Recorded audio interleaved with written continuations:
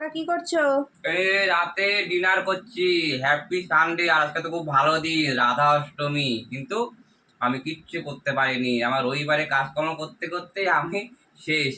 তা দেখো দিদি করেছে, আর দিদি করে এই রাতে বেলা এত প্রসাদ দিয়ে গেছে। দেখো কি কি করেছে: মালপোয়া, তালের বড়া, পায়েস, লস্যি, পাঁচমিশালি, খিচুড়ি, ভাজা, ফল প্রসাদ, এত কিছু দিয়ে গেছে। তো খুব ভালো হলো, আজকে আমার রাতের খাবারটা সে মানে করতে হলো না। রাতে খাটাখাটনির পরে রাতে আর রুটি বানাতে ইচ্ছা করে না। তো যাই হোক, আজকে আজকে রাধা মা খুব দয়া করেছে আমাকে। আর আশা করি সবাই ভালো আছো, ভালো থাকো। রাধা মা যাতে সবাইকে ভালো রাখে, সুস্থ রাখে। আর অনেকের তো মনে হয় রাতে ডিনার হয়েও গেছে, অনেকের হয়নি।